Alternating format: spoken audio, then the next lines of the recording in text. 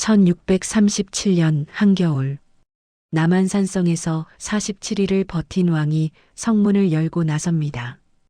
행선지는 삼전도. 청나라 황제 앞에 무릎을 꿇기 위해서입니다. 그런데 왕이 고개를 숙이기 전날 밤 궁 안에서는 이미 누군가가 먼저 무릎을 꿇고 있었습니다. 왕비도 세자도 후궁도 아닌 수천 명의 여인들. 그들은 청나라 군사들에게 끌려가기 위해 줄을 서고 있었습니다. 인조가 굴욕을 당한 날 가장 먼저 무너진 건 성벽이 아니었습니다. 궁의 질서였습니다. 그리고 이 비극은 단순한 전쟁의 결과가 아니었습니다. 14년 전 한 남자가 칼을 들고 궁궐에 들어선 그 밤부터 이미 예고된 일이었습니다. 오늘 이야기는 그 남자 인조로 시작합니다. 하지만 이것은 왕의 이야기가 아닙니다. 왕이 무너질 때 가장 먼저 이름이 기록되는 사람들, 여인들의 이야기입니다. 1623년 3월 창덕궁. 새벽 어스름이 채 가시기도 전에 무장한 군사들이 궁궐을 에워쌌습니다. 이끄는 자는 김류, 이귀, 김자점. 모두 서인 세력의 핵심 인물들이었습니다. 그들의 목표는 단 하나, 왕을 바꾸는 것이었습니다. 당시 왕좌에 앉아있던 광해군은 15년째 조선을 다스리고 있었습니다. 그는 명나라와 후금 사이에서 줄타기 외교를 펼치며 어느 한쪽에도 완전히 기울지 않았습니다. 실리를 추구한 것이지요. 하지만 유교 국가 조선의 사대부들에게 이것은 용납할 수 없는 배신이었습니다. 명나라는 조선의 부모 나라입니다. 임진왜란 때 원군을 보내 조선을 구해준 은혜가 있지 않습니까? 그런데 그적인 후금과 손을 잡다니 사대부들의 분노는 들끓었습니다. 게다가 광해군에게는 더 큰 약점이 있었습니다. 그는 이복 동생 영창대군을 죽였고 계모인 임목대비를 서궁에 가두어 버렸습니다. 유교윤리에서 이것은 하늘이 용서하지 않을 죄, 폐모살죄였습니다. 서인 세력은 이 두 가지 명분을 칼날처럼 갈았습니다. 명나라를 배신한 왕, 어머니를 버린 왕. 이런 왕은 왕이 아니라고. 그리고 그들에게는 새로운 왕감이 있었습니다. 선조의 손자이자 정원군의 장남, 능양군 이종. 훗날의 인조였습니다. 그런데 여기서 한 가지 질문이 떠오릅니다. 능양군은 정말 왕이 되고 싶었을까요? 기록을 보면 흥미로운 장면이 나옵니다. 반정 세력이 처음 능양군에게 거사를 제안했을 때 그는 몇 번이고 거절했다고 전해집니다. 두려웠던 것이지요. 실패하면 역적으로 몰려 삼족이 멸하는 것이고 성공한다 해도 그 뒤에 무엇이 기다릴지 알 수 없었으니까요. 하지만 서인 세력은 포기하지 않았습니다. 그들에게 능양군은 단순한 왕이 아니었습니다.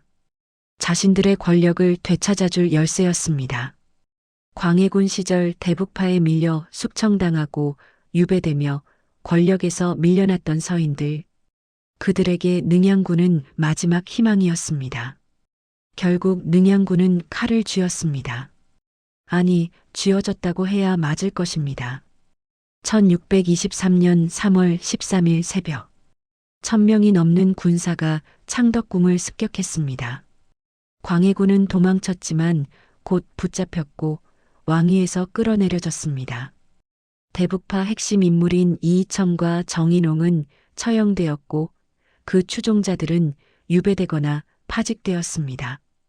그리고 능양군 이종이 경운궁에서 왕위에 올랐습니다. 조선 제16대 왕, 인조의 탄생이었습니다. 하지만 왕관을 쓴 순간 인조는 깨달았을 것입니다. 이 왕관은 무거웠습니다. 그리고 그 무게는 왕관 자체가 아니라 왕관을 씌워준 사람들에게서 왔습니다. 인조는 쿠데타로 왕이 된 사람이었습니다. 그의 정통성은 혈통에서 오는 것이 아니라 반정 공신들의 힘에서 왔습니다. 김류, 이귀, 김자점, 이괄. 이들이 없었다면 인조는 그저 한 명의 종친으로 평생을 보냈을 것입니다. 그런데 왕의 자리란 무엇입니까? 신하 위에 군림하는 자리입니다. 그런데 그 자리에 오르기 위해 신하의 힘을 빌렸다면 왕이 신하 위에 있는 것입니까? 아니면 신하가 왕 위에 있는 것입니까? 실록은 이 시기를 이렇게 적고 있습니다. 반정 공신들은 정사 공신에 책록되어 전국의 핵심 요직을 독점했다고. 인조는 왕이었지만 그의 조정은 서인의 것이었습니다. 그리고 이 구조는 곧 비극을 불러옵니다. 인조가 즉위하자마자 가장 먼저 한 일은 외교 노선을 바꾸는 것이었습니다. 광해군의 중립 외교는 폐기되었고 조선은 명나라를 향해 절을 올리는 친명배금 정책을 선언했습니다. 후금은 오랑캐이니 섬길 수 없고 명나라는 부모의 나라이니 끝까지 섬기겠다는 것이었습니다. 문제는 현실이었습니다. 당시 명나라는 쇠퇴하고 있었고 후금은 급격히 세력을 키우고 있었습니다. 국제 정세는 후금의 손을 들어주고 있었는데 조선은 명분에 매달려 명나라만 바라보았습니다. 후금의 눈에 조선은 언제든 칠 수 있는 적이 되었습니다. 그리고 반정 4년 뒤인 1627년 첫 번째 재앙이 터졌습니다. 정묘호란이었습니다. 후금의 군대가 압록강을 건너 파죽지세로 밀려왔습니다. 조선군은 제대로 막아보지도 못하고 무너졌습니다. 인조는 강화도로 피신해야 했고 결국 후금과 형제의 맹약을 맺으며 간신히 위기를 넘겼습니다. 하지만 이것은 시작에 불과했습니다. 정묘호란 이후에도 조선의 외교 노선은 바뀌지 않았습니다. 아니, 바꿀 수 없었습니다. 친명배금은 인조 반정의 명분이었고 이것을 버리면 반정 자체의 정당성이 흔들리기 때문이었습니다. 그래서 조선은 후금의 형제의 예를 지키면서도 뒤로는 명나라와 손을 잡고 있었습니다. 후금이 모를 리 없었습니다. 1636년 후금은 국호를 청으로 바꾸고 황제국을 선포했습니다. 그리고 조선에 요구했습니다. 형제의 나라가 아니라 신하의 나라가 되라고. 조선은 거부했습니다. 그해 겨울 청태종은 12만 대군을 이끌고 직접 압록강을 건넜습니다. 병자호란의 시작이었습니다. 이번에는 강화도로 피신할 시간조차 없었습니다. 청군의 진격 속도가 너무 빨랐습니다. 인조는 남한산성으로 달아나 성문을 걸어 잠갔습니다. 47일 추위와 굶주림 속에서 조선은 버텼습니다. 하지만 원군은 오지 않았고 성 안의 식량은 바닥났습니다. 더 이상 버틸 수 없었습니다. 1637년 1월 30일 인조는 성문을 열고 나섰습니다. 삼전도. 인조는 청태종 앞에 무릎을 꿇었습니다. 3번 절하고 9번 머리를 조아리는 309고두레. 조선의 왕이 오랑캐의 황제 앞에서 신하의 예를 올린 것입니다. 이것이 그 유명한 삼전도의 굴욕입니다. 하지만 굴욕은 여기서 끝나지 않았습니다. 청은 조선에 요구했습니다. 세자와 왕자들을 인질로 보내라고. 그리고 수만 명의 포로를 데려가겠다고. 그 포로 중에는 수천 명의 여인들이 있었습니다. 왕족, 양반가의 여식, 평민의 아내와 딸들까지. 왕이 무릎을 꿇는 동안 궁 안에서는 이미 여인들이 줄을 서고 있었습니다. 끌려갈 줄을. 인조는 살아남았습니다. 왕위도 지켰습니다. 하지만 무엇을 대가로? 세자 소영과 복림대군은 청나라로 끌려갔습니다. 인질이 되어 8년을 타국에서 보내야 했습니다. 수천 명의 백성들은 포로가 되어 끌려갔고 그중 많은 이들은 다시 돌아오지 못했습니다. 그리고 돌아온 여인들, 그녀들을 부르는 이름이 있었습니다. 환양녀. 돌아온 여자라는 뜻이었지만 그 이름에는 씻을 수 없는 낙인이 찍혀 있었습니다. 오랑캐에게 몸을 더럽힌 여자, 정절을 잃은 여자. 가족들은 그녀들을 받아주지 않았습니다. 남편들은 이혼을 요구했습니다. 사회는 그녀들을 멸시했습니다. 견디지 못하고 스스로 목숨을 끊는 여인들도 있었습니다. 전쟁은 왕의 굴욕으로 끝났지만 그 대가는 여인들의 삶에 먼저 새겨졌습니다. 그런데 이상한 일이 있습니다. 병자호란 이후 인조의 궁궐에서는 새로운 권력이 떠오르고 있었습니다. 전쟁의 상처가 채 아물지도 않은 시기에 한 여인이 왕의 마음을 완전히 사로잡았습니다. 그녀의 이름은 조씨, 훗날 소용조씨 혹은 귀인 조씨로 불리는 여인이었습니다. 궁녀 출신이었던 그녀는 어떻게 왕의 총애를 독차지하게 되었을까요? 그리고 그녀의 등장은 왜 하필 조선이 가장 비참했던 그 시기에 이루어졌을까요? 실록은 그녀를 이렇게 적고 있습니다. 총애를 믿고 오만하고 패악했다고, 인조의 양귀비라고. 하지만 그것은 표면의 이야기입니다. 그녀의 뒤에는 더 큰 그림자가 있었습니다. 반정 공신 김자점, 그리고 궁중의 모든 것을 뒤흔들 음모. 인조는 왕이 되기 전부터 이미 빚을 지고 있었습니다. 반정 세력에게 왕관을 빌린 빚, 명분 외교를 포기할 수 없게 만든 빚, 전쟁을 막지 못한 빚. 그 빚은 결국 그의 가족에게 돌아왔습니다. 세자와 왕자는 인질이 되었고 수천 여인들은 낙인을 안고 살아야 했으며 왕비는 전쟁 속에서 건강을 잃어갔습니다. 그리고 이 구조 속에서 새로운 인물들이 등장합니다.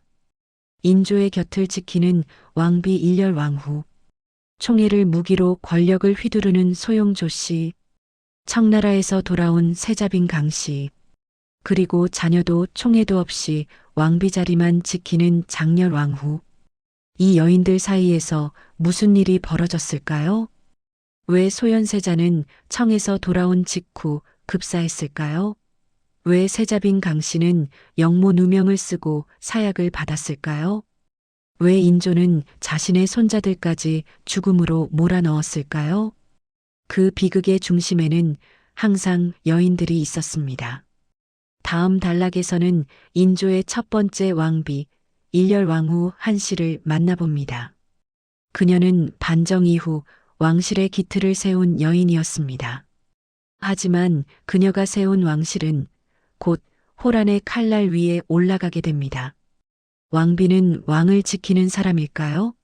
아니면 왕의 불안을 떠안는 사람일까요? 그 대답은 다음 이야기에서 계속됩니다. 일렬왕후 왕실을 세우는 사람, 그러나 지켜내진 못한 사람. 1610년 한양, 16살의 소녀가 가마에 올랐습니다. 행선지는 능양군의 저택. 그녀의 이름은 한씨, 서평부원군 한중겸의 딸이었습니다. 이날 그녀는 능양군 이종의 부인이 되었습니다. 왕족의 아내가 된 것이지요. 하지만 그때까지만 해도 능양군은 왕위와는 거리가 먼 사람이었습니다. 선조의 손자이긴 했지만 왕위 계승 서열에서는 한참 뒤에 있었습니다. 광해군이 건강하게 왕자를 지키는 한 능양군이 왕이 될 가능성은 거의 없었습니다. 그러니 한씨도 평범한 종친의 아내로 살 줄 알았을 것입니다. 남편을 내조하고 자녀를 낳아 기르며 조용히 늙어가는 살. 조선시대 여인들에게 허락된 그런 삶 말입니다. 그런데 운명은 그녀를 가만두지 않았습니다. 1623년 3월 13일 새벽에 일어난 일을 한씨는 어떻게 알았을까요? 남편이 칼을 들고 궁궐로 향했다는 것을, 성공하면 왕이 되고 실패하면 역적이 되어 삼족이 멸한다는 것을. 기록에는 그날 밤 한씨가 어디서 무엇을 했는지 나오지 않습니다. 하지만 상상해 볼 수는 있습니다. 아마도 그녀는 뜬 눈으로 밤을 새웠을 것입니다. 남편의 생사를, 자신과 아이들의 운명을 기다리면서. 그리고 동이 틀 무렵 소식이 왔습니다. 반정이 성공했다고, 광해군이 폐위되었다고, 능양군이 왕위에 오른다고. 그 순간 한 씨의 삶은 완전히 바뀌었습니다. 종친의 아내에서 조선의 왕비로 그녀의 나이 29이었습니다. 일렬왕후 한 씨. 이것이 왕비가 된 그녀의 이름입니다. 일렬이라는 시호는 훗날 붙여진 것이고 살아있을 때는 그냥 중전 혹은 왕비 한 씨로 불렸습니다. 그녀가 왕비로서 가장 먼저 해야 했던 일은 무엇이었을까요? 내명부를 장악하는 것이었습니다. 내명부란 궁궐 안의 여인들, 즉 왕비와 후궁, 궁녀들을 아우르는 조직입니다. 왕이 조정을 다스린다면 왕비는 내명부를 다스립니다. 그런데 인조반정 직후의 내명부는 혼란 그 자체였습니다. 광해군의 왕비와 후궁들은 어떻게 할 것인가? 광해군을 모시던 궁녀들은 어떻게 처리할 것인가? 새 왕조가 들어서면 의례 대숙청이 벌어지기 마련인데 한 씨는 다른 선택을 했습니다. 놀랍게도 그녀는 광해군 측 인원 중 일부를 그대로 기용했습니다. 물론 핵심 인물들은 내쳤지만 실무를 담당하던 상궁이나 나인들 중 쓸만한 이들은 남겨두었습니다. 이것은 대단히 실용적인 판단이었습니다. 왜냐하면 궁궐 운영이란 하루아침에 배울 수 있는 것이 아니기 때문입니다. 의례, 제사, 수라, 침정관리, 물자 조달. 이 모든 것은 경험 있는 궁녀들이 있어야 돌아갑니다. 한 씨는 그것을 알았습니다. 복수심에 눈이 멀어 모든 것을 갈아엎기보다 안정을 택한 것입니다. 이 선택 덕분에 인조 초기의 내명부는 비교적 빠르게 안정을 찾았습니다. 한 씨는 단순히 왕의 아내가 아니라 궁궐이라는 거대한 조직을 운영하는 관리자였던 것입니다.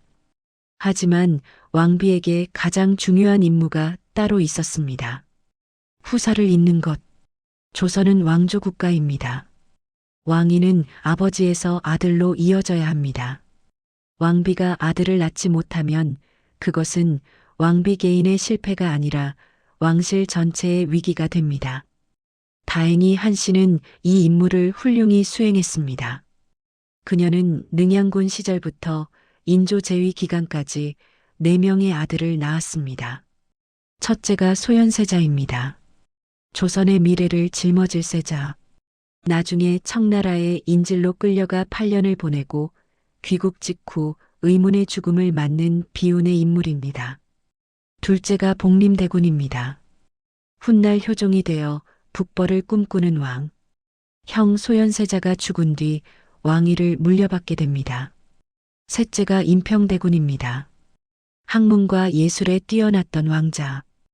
효종보다 먼저 세상을 떠났지만 그의 후손들은 조선 후기 왕실에서 중요한 역할을 합니다. 넷째가 용성대군입니다. 어린 나이에 요절하여 기록이 많지 않습니다. 4명의 아들. 이것은 왕실의 기반이 되기에 충분했습니다. 왕위를 이을 세자가 있고 만약의 경우를 대비한 왕자들이 있으니 왕실의 미래는 안정되어 보였습니다.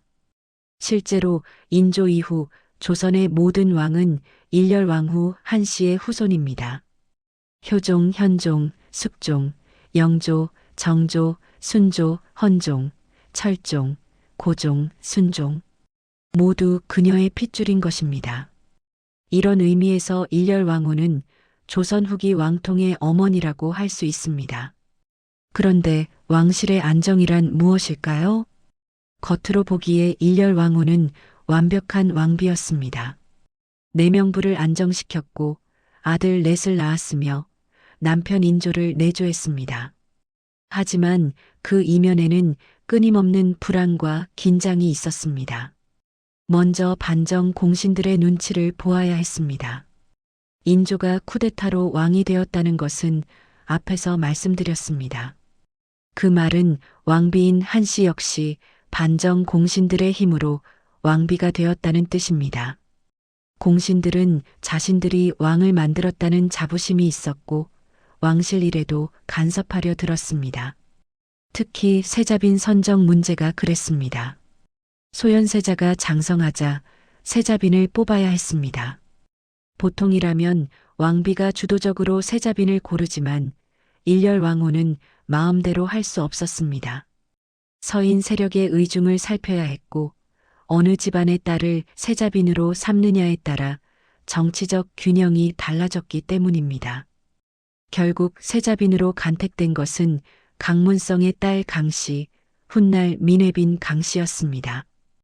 이 선택이 훗날 어떤 비극을 불러올지 그때는 아무도 몰랐습니다. 또 하나의 불안이 있었습니다. 남편 인조의 마음이었습니다. 인조와 일렬왕후의 관계는 어땠을까요? 기록을 보면 두 사람은 능양군 시절부터 함께했으니 13년 이상을 부부로 살았습니다. 4명의 아들을 낳았으니 금슬이 나빴다고 보기는 어렵습니다. 하지만 왕이 된 후의 인조는 달랐습니다. 전쟁의 굴욕, 신하들의 압박, 끝없는 정치적 갈등, 이런 것들이 인조를 짓눌렀습니다. 그리고 그런 왕에게 왕비란 어떤 존재였을까요? 위로를 주는 사람이었을까요? 아니면 또 하나의 부담이었을까요?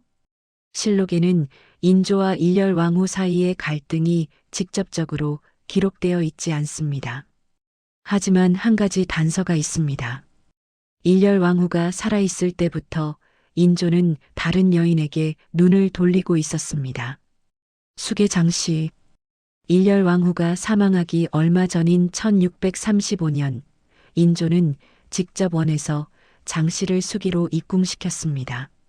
왕비가 병석에 누워 있는데 새 후궁을 들인 것입니다. 이것이 무엇을 의미하는지는 굳이 설명하지 않아도 될 것입니다. 1635년 12월, 일렬왕후 한씨가 세상을 떠났습니다. 향년 42. 사인이 무엇이었는지 정확히 기록되어 있지 않습니다. 다만 그녀가 오랫동안 건강이 좋지 않았다는 것은 알려져 있습니다. 4명의 아들을 낳고 기르며 몸이 상했을 수도 있고 끊임없는 궁중의 스트레스가 원인이었을 수도 있습니다. 그리고 또 하나 병자호란이 일어나기 불과 1년 전이었습니다. 만약 일렬왕후가 1년만 더 살았다면 어땠을까요? 남한산성의 추위 속에서 왕과 함께 47일을 버텼을까요? 삼전도의 굴욕을 함께 겪었을까요? 아들 소현세자와 복림대군이 청나라로 끌려가는 것을 지켜보았을까요? 알 수 없는 일입니다. 다만 확실한 것은 그녀가 병자호란의 비극을 보지 않고 세상을 떠났다는 것입니다. 어쩌면 그것이 그녀에게는 다행이었을지도 모릅니다. 일렬왕후가 세상을 떠나자 궁궐에는 큰 공백이 생겼습니다. 왕비의 자리가 비어버린 것입니다. 조선에서 왕비의 자리는 단순한 명예직이 아닙니다. 내명부를 총괄하고 왕실 의례를 주관하며 외명부 여인들을 관리하는 실질적인 권력의 자리입니다. 이 자리가 비면 궁궐 전체가 흔들립니다. 게다가 인조에게는 어머니도 없었습니다. 인조의 생모 계홍궁 구씨는 인조 즉위 전에 이미 세상을 떠났고 선조의 계비 임목대비는 살아있었지만 광해군에 의해 유폐되었다가 풀려난 뒤로 건강이 좋지 않았습니다. 결국 인조는 새 왕비를 맞아야 했습니다. 1638년 병자호란이 끝난 직후 새 왕비가 간택되었습니다. 조창원의 딸 조씨, 훗날의 장렬 왕후였습니다. 그녀의 나이 15, 인조의 나이 44, 29살 차이의 부부가 탄생한 것입니다. 하지만 이 새 왕비에 대해서는 나중에 따로 이야기하겠습니다. 지금은 일렬왕후의 이야기를 마무리해야 하니까요. 일렬왕후 한씨, 그녀는 무엇을 남겼을까요? 4명의 아들을 남겼습니다. 그 아들들은 조선 후기 왕실의 뿌리가 되었습니다. 안정된 내명부를 남겼습니다. 반정 직후의 혼란을 수습하고 궁궐의 질서를 세웠습니다. 하지만 그녀가 세운 것들은 곧 시련에 직면하게 됩니다. 그녀가 낳은 첫째 아들 소현세자는 청나라의 인질로 끌려갑니다. 8년 뒤 돌아왔지만 귀국 2달 만에 의문의 죽음을 맞습니다. 그녀가 고른 세자빈 강 씨는 영모 누명을 쓰고 사약을 받습니다. 강 씨의 아들들, 즉 일렬 왕후의 손자들은 유배되거나 죽음을 당합니다. 그녀가 안정시킨 내명부는 새로운 여인의 등장으로 다시 흔들립니다. 소용조 씨라는 여인이 인조의 마음을 완전히 사로잡고 궁궐의 모든 것을 뒤흔들어 놓습니다. 일렬 왕후는 왕실을 세운 사람이었습니다. 하지만 그녀가 세운 왕실을 지켜내지는 못했습니다. 아니, 지켜낼 시간이 주어지지 않았습니다. 그녀가 눈을 감은 1년 뒤 조선은 역사상 가장 치욕적인 패배를 맛봅니다. 그리고 그 패배의 대가는 그녀의 아들들에게, 며느리에게, 손자들에게 돌아갑니다. 여기서 한 가지 질문을 던져봅니다. 왕비는 왕을 지키는 사람일까요? 아니면 왕의 불안을 떠안는 사람일까요? 일렬 왕후를 보면 답이 나옵니다. 그녀는 둘 다였습니다. 왕실의 기반을 세우며 왕을 지켰지만 동시에 반정 공신들의 눈치를 보고 남편의 변심을 감내하며 끊임없는 정치적 부담을 떠안았습니다. 그리고 그 부담은 결국 그녀의 몸과 마음을 갉아먹었을 것입니다. 42의 세상을 떠난 것이 그 증거입니다. 일렬 왕후는 인조의 동반자였습니다. 하지만 쿠데타로 시작된 왕권, 명분에 갇힌 외교, 그리고 다가오는 전쟁. 이런 구조적 문제 앞에서 왕비 한 사람이 할 수 있는 일은 많지 않았습니다. 그녀는 왕실이라는 배를 만들었습니다. 하지만 그 배가 폭풍을 만났을 때 그녀는 이미 이 세상 사람이 아니었습니다. 일렬 왕후가 세상을 떠난 1년 뒤 병자호란이 터졌습니다. 청군 12만이 압록강을 건넜고 인조는 남한산성으로 도망쳤습니다. 47일간의 농성 끝에 왕은 삼전도에서 무릎을 꿇었습니다. 그리고 그 대가로 세자 소영과 복림대군이 청나라로 끌려갔습니다. 일렬 왕후가 낳은 아들들이 인질이 된 것입니다. 함께 끌려간 사람이 또 있었습니다. 소현세자의 부인 강씨, 일렬 왕후가 며느리로 맞아들인 세자빈이었습니다. 이들은 청나라 심양에서 8년을 보내게 됩니다.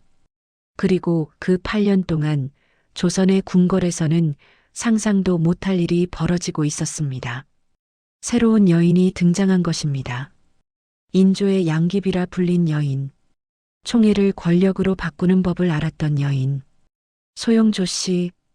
다음 단락에서는 호란의 비극과 그 속에서 피어난 어둠의 꽃을 만나봅니다.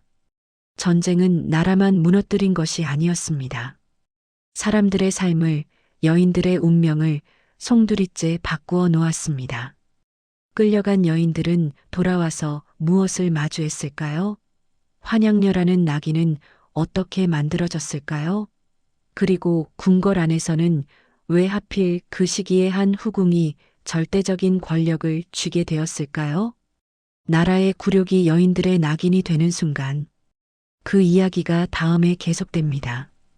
호란 나라의 굴욕이 여인들의 낙인이 되는 순간 1636년 12월 압록강이 얼어붙었습니다. 그 얼어붙은 강 위로 12만 대군이 밀려왔습니다. 청태종 홍타이지가 직접 이끄는 군대였습니다. 그들의 목표는 하나, 조선을 완전히 굴복시키는 것이었습니다. 9년 전 정묘호란 때는 형제의 맹약으로 끝났습니다. 하지만 이번에는 달랐습니다. 청은 조선의 신하의 예를 요구했습니다. 형제가 아니라 군신 관계를 원한 것입니다. 조선은 거부했습니다. 오랑캐에게 머리를 숙일 수 없다고. 그 거부의 대가가 지금 압록강을 건너오고 있었습니다. 청군의 진격 속도는 상상을 초월했습니다. 열흘도 채 되지 않아 청군 선봉대가 한양 근처에 도달했습니다. 인조는 강화도로 피신하려 했지만 이미 길이 막혀 있었습니다. 청군이 먼저 강화도로 가는 길목을 점령해버린 것입니다. 갈 곳이 없었습니다. 인조는 남한산성으로 향했습니다. 왕과 신하들 그리고 일부 병력만이 겨우 성 안으로 들어갔습니다. 성문이 닫히고 47일간의 농성이 시작되었습니다. 그런데 여기서 한 가지 질문이 생깁니다. 왕이 남한산성으로 피신할 때 왕실 여인들은 어디로 갔을까요? 왕비 일렬 왕후는 이미 1년 전에 세상을 떠났습니다. 새 왕비 장렬 왕후는 아직 간택되기 전이었습니다. 그러니 당시 궁궐에는 중전의 자리가 비어 있었습니다. 하지만 세자비는 있었습니다. 소현세자의 부인 강씨였습니다. 그리고 후궁들이 있었습니다. 숙의 장씨를 비롯한 인조의 후궁들, 또한 수많은 궁녀들이 있었습니다. 궁궐을 운영하는 상궁과 나인들, 이들은 강화도로 피신했습니다. 왕은 남한산성으로, 왕실 여인들은 강화도로, 나라가 둘로 쪼개진 것입니다. 강화도는 천혜의 요새라고 알려져 있었습니다. 바다로 둘러싸여 있으니 기병 중심인 청군이 쉽게 건너오지 못할 것이라고 믿었습니다. 하지만 그 믿음은 산산이 부서졌습니다. 1637년 1월 22일 청군이 강화도를 점령했습니다. 어떻게 가능했을까요? 바다를 건너야 하는데 청군은 조선 어선들을 징발했습니다. 그리고 썰물대를 이용해 갯벌을 건넜습니다. 강화도를 지키던 조선군은 제대로 싸워보지도 못하고 무너졌습니다. 강화도가 함락되었다는 소식이 남한산성에 전해졌을 때 인조는 무슨 생각을 했을까요? 아마 모든 것이 끝났다고 느꼈을 것입니다. 강화도에는 종묘사직의 신주가 있었습니다. 왕실의 여인들이 있었습니다. 조정 대신들의 가족이 있었습니다. 이 모든 것이 청군의 손에 떨어진 것입니다. 그리고 청군은 강화도에서 무엇을 했을까요? 기록은 담담하게 적고 있습니다. 강화도가 함락되자 많은 왕족과 대신의 가족들이 스스로 목숨을 끊었다고, 청군에게 잡히느니 죽음을 택한 것이라고. 그런데 모든 사람이 죽음을 택할 수 있었던 것은 아닙니다. 수많은 여인들이 청군에게 사로잡혔습니다. 왕족도, 양반가의 여식도, 평민의 아내와 딸도 신분을 가리지 않았습니다. 청군은 그녀들을 포로로 끌고 갔습니다. 얼마나 많은 여인들이 끌려갔을까요? 정확한 숫자는 알 수 없습니다. 기록마다 다르게 적고 있기 때문입니다. 하지만 수천 명에서 수만 명에 이르렀다고 전해집니다. 심양까지 끌려간 조선인 포로가 50만 명이라는 기록도 있고 그중 여인들의 비율이 상당했다고 합니다. 전쟁은 무기로만 싸우는 것이 아닙니다. 적국의 여인을 빼앗는 것, 그것도 전쟁의 일부였습니다.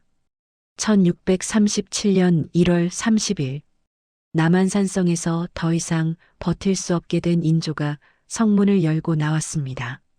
삼전도. 인조는 청태종 앞에 무릎을 꿇었습니다. 푸른 옷으로 갈아입고 3번 절하고 9번 머리를 조아렸습니다. 309고두례.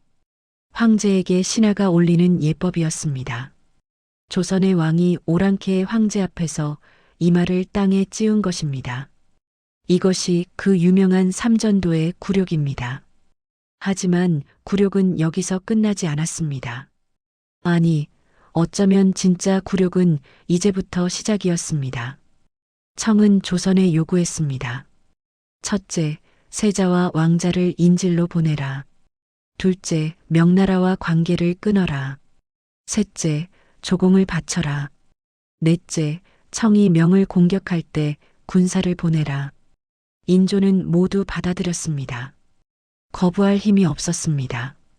그래서 소현세자와 복림대군이 청나라 심양으로 끌려갔습니다. 인질이 되어 이국 땅에서 살아야 했습니다.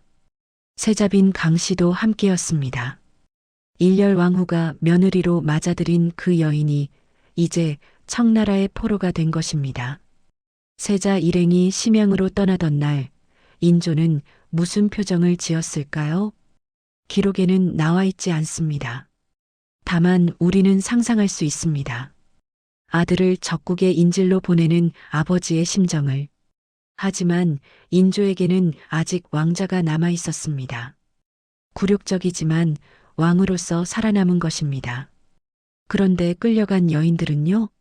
그녀들에게는 무엇이 남아 있었을까요? 전쟁이 끝난 뒤 조선 조정은 포로 송환 협상을 벌였습니다. 청나라에 끌려간 조선인들을 돌려받기 위해서였습니다. 하지만 청은 공짜로 돌려보내지 않았습니다. 몸값을 요구했습니다. 속환이라고 불렀습니다. 돈을 내고 사람을 사오는 것이었습니다. 문제는 돈이었습니다. 왕족이나 고위 관료의 가족은 집안에서 몸값을 마련할 수 있었습니다. 하지만 평민들은요? 수십 냥, 수백 냥의 몸값을 어디서 구한단 말입니까? 그래서 많은 사람들이 돌아오지 못했습니다. 청나라에서 노비로 팔려가거나 그곳에서 생을 마감했습니다. 하지만 돌아온 사람들도 있었습니다. 특히 여인들 중 일부는 몸값을 치르고 조선으로 돌아왔습니다. 그런데 돌아온 그녀들을 기다리는 것은 환영이 아니었습니다. 낙인이었습니다. 환영녀, 돌아온 여자라는 뜻입니다. 글자만 보면 나쁜 뜻이 아닙니다. 고향으로 돌아온 여자. 그런데 이 단어에는 씻을 수 없는 치욕이 담겨 있었습니다. 오랑캐에게 몸을 더럽힌 여자, 정절을 잃은 여자, 더 이상 순결하지 않은 여자. 조선 사회는 그녀들을 이렇게 규정했습니다. 전쟁에서 끌려간 것이 그녀들의 잘못이었습니까? 청군에게 사로잡힌 것이 그녀들의 선택이었습니까? 아닙니다. 그녀들은 피해자였습니다. 나라가 지켜주지 못해서 끌려간 피해자였습니다. 그런데 조선 사회는 그 피해자들을 또다시 짓밟았습니다. 환양녀들에게 무슨 일이 벌어졌을까요? 남편들은 이혼을 요구했습니다. 더럽혀진 여자와는 살 수 없다고 시댁에서는 쫓아냈습니다. 가문의 수치라고. 기록을 보면 이런 이야기가 전해집니다. 어떤 양반가의 며느리가 청나라에서 돌아왔습니다. 가족들은 그녀를 맞아주지 않았습니다. 결국 그녀는 스스로 목숨을 끊었습니다. 가족들은 그제야 그녀의 정절을 인정하며 장례를 치렀다고 합니다. 살아서 돌아오면 수치, 죽어야 정절. 이것이 조선이 환양녀들에게 들이민 잣대였습니다. 심지어 청나라에서 끌려가지 않은 여인들도 의심받았습니다. 강화도에 있었다는 것만으로도 불명예가 되었습니다. 혹시 청군에게 무슨 일을 당한 것은 아닌지 사람들은 수군거렸습니다. 전쟁의 패배는 왕의 굴욕으로 끝났지만 그 대가는 여인들의 삶에 먼저 새겨졌습니다. 그런데 여기서 이상한 점이 있습니다. 환양녀들이 낙인 속에서 고통받을 때 궁궐 안에서는 전혀 다른 일이 벌어지고 있었습니다. 한 여인이 인조의 총애를 독차지하고 있었던 것입니다. 그녀의 이름은 조씨. 궁녀 출신으로 입궁하여 수건이 되었다가 소용으로 승진한 여인이었습니다. 사람들은 그녀를 소용조씨 혹은 귀인 조씨라고 불렀습니다. 나라가 치욕을 당하고 여인들이 낙인 속에서 죽어가는 그 시기에 왜 하필 이 여인이 왕의 마음을 사로잡게 되었을까요? 소용조 씨가 언제 입궁했는지 정확히 알 수 없습니다. 다만 기록에 따르면 그녀는 병마절도사 조기의 서녀였고 궁녀로 들어와 인조의 눈에 들었다고 합니다. 인조가 그녀를 총애하기 시작한 것은 일렬 왕후 사후, 그러니까 병자호란 즈음이었습니다. 왕비가 없는 상황에서 전쟁의 충격 속에서 인조는 이 여인에게 빠져들었습니다. 어쩌면 이해할 수 있는 일입니다. 인조는 쿠데타로 왕이 된 사람이었습니다. 정통성 콤플렉스에 시달렸습니다. 그런데 그가 다스리는 나라가 오랑캐에게 무릎을 꿇었습니다. 아들들은 인질로 끌려갔습니다. 신하들은 그를 탓했습니다. 왕이지만 왕 같지 않은 삶. 권력은 있지만 권위는 없는 삶. 그런 인조에게 조씨는 어떤 존재였을까요? 실록은 이렇게 적고 있습니다. 왕이 조씨를 총애함이 지극하여 밤낮으로 곁에 두고 떠나지 않았다. 조씨는 인조에게 위안을 주는 여인이었을 것입니다. 정치도 전쟁도 굴욕도 있게 해주는 여인. 그래서 인조는 그녀에게 빠져들었습니다. 하지만 문제가 있었습니다. 조씨는 단순한 후궁이 아니었습니다. 그녀는 총애를 권력으로 바꿀 줄 아는 여인이었습니다. 실록의 표현을 빌리자면 그녀는 총애를 믿고 오만하고 패악했다고 합니다. 궁녀들 사이에서 그녀를 두려워하지 않는 사람이 없었다고 합니다. 그녀의 수단은 무엇이었을까요? 첫째, 인조의 관심이 다른 곳으로 가지 못하게 막았습니다. 인조가 다른 후궁에게 눈을 돌리려 하면 조씨는 온갖 방법으로 방해했습니다. 왕비 장렬 왕후조차 그녀의 눈치를 보아야 했습니다. 장렬 왕후는 인조의 정비였지만 총애를 받지 못했습니다. 자녀도 없었습니다. 사실상 이름뿐인 왕비였습니다. 둘째, 모함과 이간질을 능숙하게 사용했습니다. 자신의 지위를 위협하는 사람이 있으면 인조에게 거짓 고발을 했습니다. 누가 왕을 험담했다느니, 누가 저주를 했다느니. 인조는 그녀의 말을 믿었습니다. 대표적인 사건이 있습니다. 1643년 상궁 이씨가 처형되는 일이 벌어졌습니다. 죄목은 저주, 왕을 저주했다는 것이었습니다. 하지만 야사에서는 이렇게 전합니다. 이 사건은 조씨가 꾸민 자작극이었다고. 상궁 이씨가 인조의 승은을 입었는데 이를 질투한 조씨가 누명을 씌워 죽였다고. 사실인지 아닌지 확인할 수는 없습니다. 하지만 이런 이야기가 나돌았다는 것 자체가 조씨에 대한 당시 사람들의 인식을 보여줍니다. 셋째, 그리고 이것이 가장 중요한데 조씨는 외척과 손을 잡았습니다.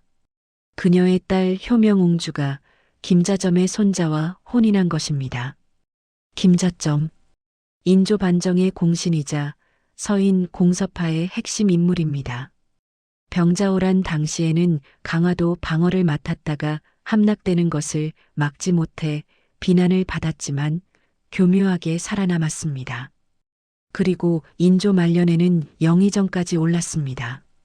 이 김자점과 소용조 씨가 손을 잡은 것입니다.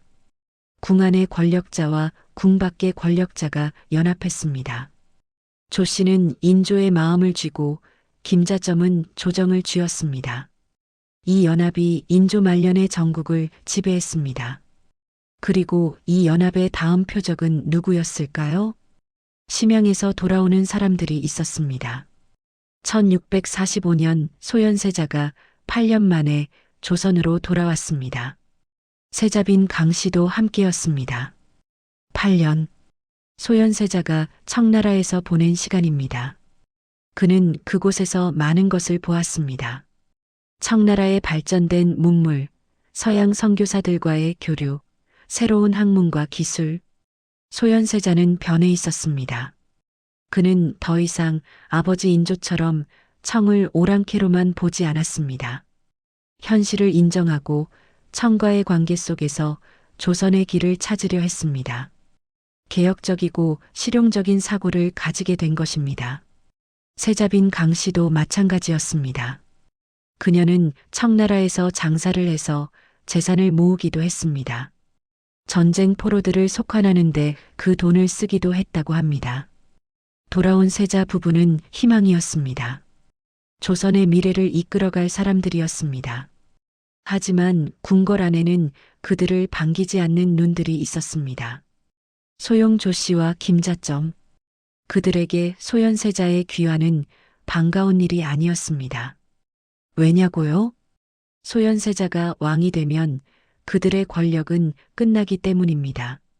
소현세자는 조씨를 총애하지 않을 것이고 김자점의 친척 노성과도 맞지 않았습니다.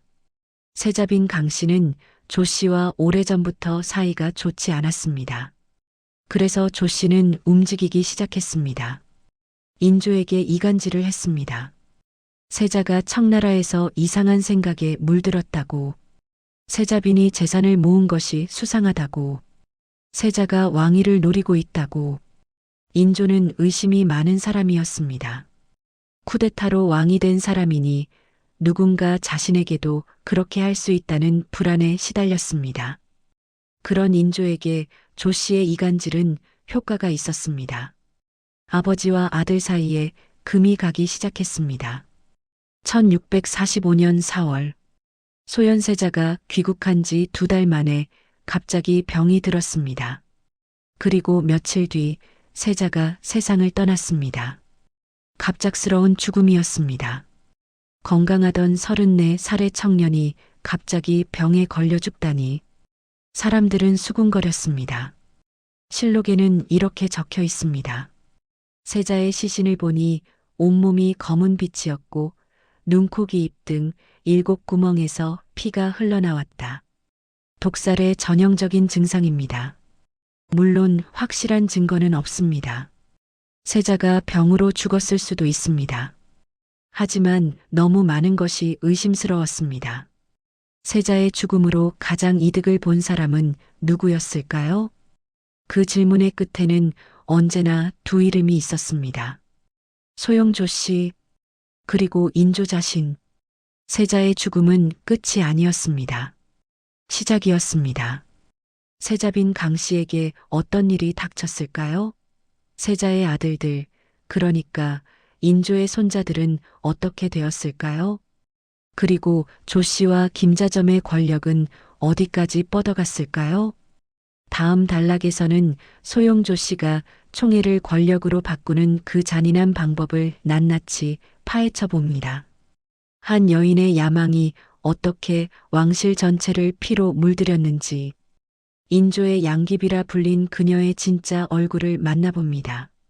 그 이야기가 다음에 계속됩니다. 소용조 씨 총애를 권력으로 바꾸는 법. 궁녀 출신의 여인이 있었습니다. 아버지는 병마절도사 조기. 하지만 그녀는 정실 부인의 딸이 아니었습니다. 서녀였습니다. 조선시대에 서녀로 태어난다는 것은 출발선부터 뒤처진다는 뜻이었습니다. 아무리 아버지가 높은 벼슬을 해도 서녀는 양반가의 정식 교수로 대접받지 못했습니다. 그런 그녀가 궁으로 들어왔습니다. 궁녀로. 궁녀란 무엇입니까? 왕실을 위해 평생 봉사하는 여인들입니다. 결혼도 못하고 가정도 꾸리지 못하고 궁궐 안에서 늙어가는 살. 그것이 궁녀의 운명이었습니다. 하지만 딱 하나 운명을 바꿀 기회가 있었습니다. 승은. 왕의 눈에 들어 하룻밤을 함께하면 궁녀에서 후궁으로 신분이 바뀝니다. 수건, 소용, 귀인. 이름 앞에 품계가 붙고 왕의 여인이 됩니다. 아들이라도 낳으면 왕자의 어머니가 됩니다. 조 씨는 그 기회를 잡았습니다. 그녀가 정확히 언제 인조의 승은을 입었는지는 기록에 없습니다.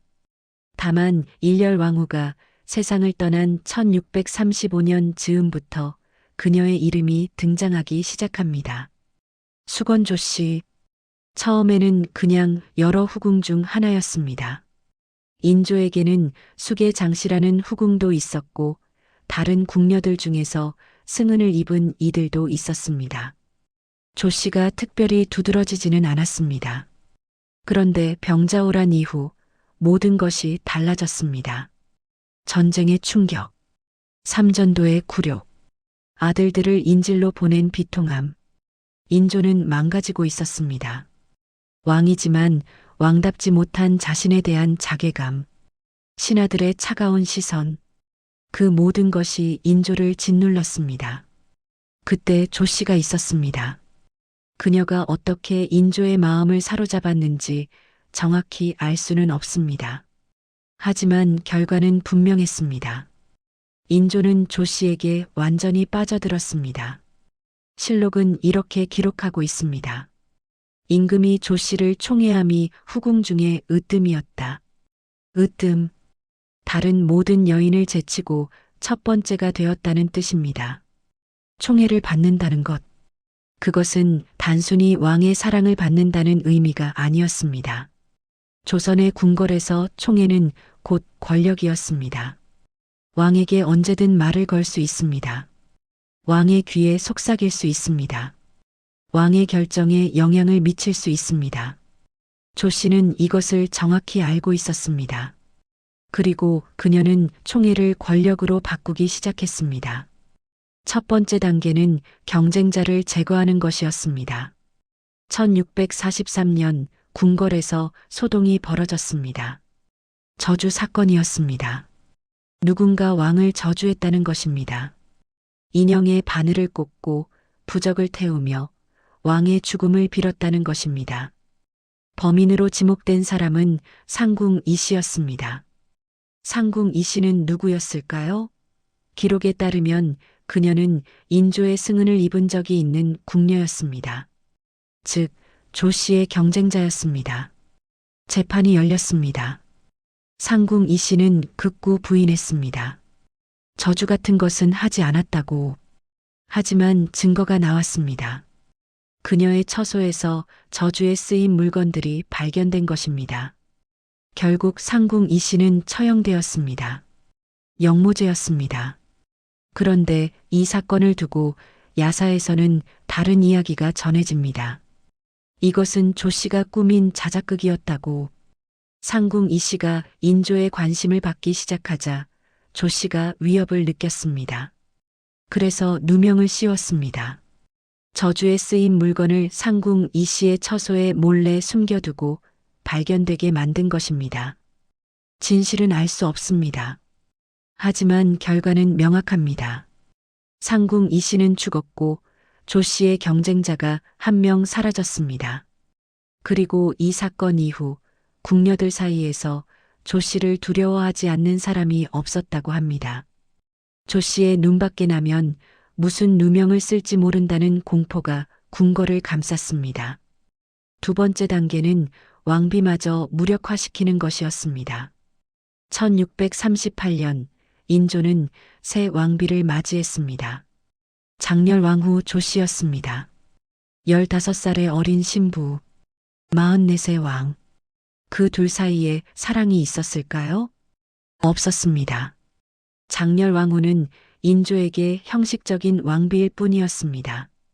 인조의 마음은 이미 소용 조 씨에게 가 있었습니다. 새 왕비가 들어왔지만 왕의 발걸음은 소용 조 씨의 처소로 향했습니다. 장렬왕후는 자녀를 낳지 못했습니다. 어쩌면 기회조차 없었을 것입니다. 왕이 찾아오지 않는데 어떻게 아이를 가질 수 있겠습니까? 그런데 소용조 씨는 한 발 더 나아갔습니다. 야사에 이런 이야기가 전해집니다. 조 씨가 인조를 부추겨 장렬왕후를 별궁으로 내보내려 했다고. 왕비를 유폐시키려 한 것입니다. 광해군이 임목대비를 서궁에 가둔 것처럼 실제로 그 일이 실행되었는지는 확실하지 않습니다. 하지만 이런 이야기가 나돌았다는 것 자체가 조 씨의 위세가 얼마나 대단했는지를 보여줍니다. 왕비조차 그녀의 눈치를 보아야 했던 것입니다. 세 번째 단계는 조정과 손을 잡는 것이었습니다. 궁궐 안의 권력만으로는 부족했습니다. 궁 밖의 권력과 연결되어야 진짜 힘이 생깁니다. 조 씨에게는 딸이 있었습니다. 효명옹주. 인조와 조 씨 사이에서 태어난 공주였습니다. 조 씨는 이 딸을 정략적으로 사용했습니다. 효명옹주를 김자점의 손자 김세룡과 혼인시킨 것입니다. 김자점. 앞에서도 말씀드렸지만 그는 인조 반정의 공신이었습니다. 서인 공서파의 거두였습니다. 병자호란 때 강화도 방어를 맡았다가 실패했지만 교묘하게 책임을 피했습니다. 그리고 인조 말년에는 영의정의 자리에까지 올랐습니다. 이 김자점과 소영조 씨가 사돈이 된 것입니다. 궁 안의 여인과 궁 밖의 대신 둘의 연합은 무서운 힘을 발휘했습니다. 조 씨는 인조의 귀를 장악했습니다. 김자점은 조정을 장악했습니다. 둘이 합심하면 못할 일이 없었습니다. 이 연합이 처음으로 노린 표적이 누구였을까요? 소현세자였습니다. 세자가 청나라에서 돌아온다는 소식이 들려왔습니다. 8년 만에 귀국이었습니다. 조 씨와 김자점은 긴장했을 것입니다. 왜냐하면 소현세자가 왕이 되면 모든 것이 바뀌기 때문입니다. 인조는 조 씨를 총애했지만 소현세자는 다를 것입니다. 새 왕이 즉위하면 선왕의 후궁은 힘을 잃습니다. 김자점 역시 세자와 가깝지 않았습니다. 오히려 세자는 김자점의 친척 노선을 비판적으로 보고 있었습니다. 세자가 왕이 되면 조 씨와 김자점의 시대는 끝납니다. 그래서 그들은 움직였습니다. 소현세자가 돌아오기 전부터 공작이 시작되었습니다. 조 씨는 인조에게 끊임없이 이간질을 했습니다. 세자가 청나라에서 이상한 것들을 배워왔다고 합니다. 세자빈이 장사를 해서 재산을 모았다는데 무슨 속셈일까요? 세자가 청 황제와 너무 가까워졌답니다. 혹시 아버지보다 청 황제를 더 따르는 것은 아닐까요? 인조는 의심이 많은 사람이었습니다. 쿠데타로 왕이 된 사람입니다. 누군가 자신에게도 그렇게 할 수 있다는 불안에 항상 시달렸습니다. 그런 인조에게 조 씨의 말은 독이 되어 스며들었습니다. 아들에 대한 의심, 며느리에 대한 불신, 그것이 인조의 마음속에서 자라났습니다. 1645년 2월 소현세자가 심양에서 돌아왔습니다. 8년 만에 귀국이었습니다. 세자의 나이 34, 청년에서 장년이 되어 돌아온 것입니다. 세자는 많이 변해 있었습니다. 청나라에서 보고 들은 것이 그를 바꾸어 놓았습니다. 그는 서양 선교사 아담샤를 만났습니다. 천문학, 수학, 과학, 서양의 새로운 지식을 접했습니다. 청나라가 단순한 오랑캐가 아니라 새로운 강대국이라는 것을 깨달았습니다. 세자는 생각했을 것입니다. 조선도 변해야 한다고, 명나라는 기울어가고 청나라가 새 주인이 되어가는 세상, 그 현실을 인정하고 적응해야 한다고. 하지만 인조는 달랐습니다. 인조에게 청나라는 여전히 삼전도에서 자신을 무릎 꿇린 원수였습니다. 굴욕을 준 오랑캐였습니다. 그 청나라와 잘 지내자는 세자의 생각이 마음에 들지 않았습니다. 게다가 조 씨가 계속 귓가에 속삭였습니다. 세자가 아버지를 무시하는 것 같습니다. 세자빈의 행동이 너무 건방집니다. 아버지와 아들 사이에 금이 가기 시작했습니다. 세자가 귀국한 지 2달이 지난 1645년 4월, 소현세자가 갑자기 병석에 누웠습니다. 무슨 병이었는지 정확히 기록되어 있지 않습니다. 갑자기 열이 나고 몸이 아팠다는 것만 알려져 있습니다. 그리고 며칠 뒤 세자가 죽었습니다. 너무 갑작스러운 죽음이었습니다. 건강하던 34살의 청년이 열흘도 안 되어 세상을 떠나다니 사람들은 의아해했습니다. 그리고 세자의 시신을 보고는 경악했습니다. 실록의 기록입니다. 세자의 시신을 염습하려 하니 온몸이 검은 빛이었다. 이목구비의 7구멍에서 모두 선혈이 흘러나왔다. 온몸이 검게 변하고 눈과 코와 귀와 입에서 피가 흘러나왔다. 이것은 자연사의 모습이 아니었습니다. 독살의 전형적인 증상이었습니다. 궁궐 안에서 수군거림이 시작되었습니다. 세자가 독살되었다. 누군가 세자를 죽였다. 그렇다면 누가? 의심의 눈초리가 향한 곳이 두 군데 있었습니다. 하나는 소용 조 씨였습니다. 세자가 죽어서 가장 이득을 본 사람은 누구입니까? 세자가 왕이 되면 권력을 잃을 사람은 누구입니까? 조 씨였습니다. 그녀에게는 세자를 죽일 동기가 있었습니다.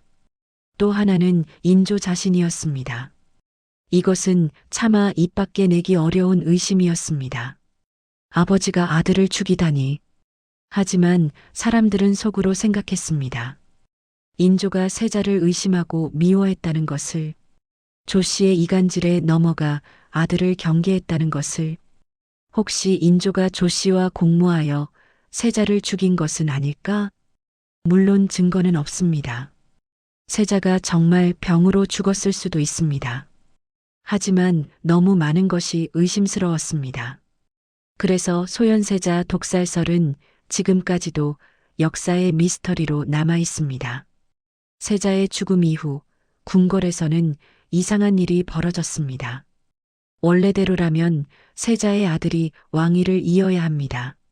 소현세자에게는 세 아들이 있었습니다. 맏아들 석철, 둘째 석린, 셋째 석견. 장손인 석철이 세손이 되어 훗날 왕위를 잇는 것이 순리였습니다. 그런데 인조는 다른 선택을 했습니다.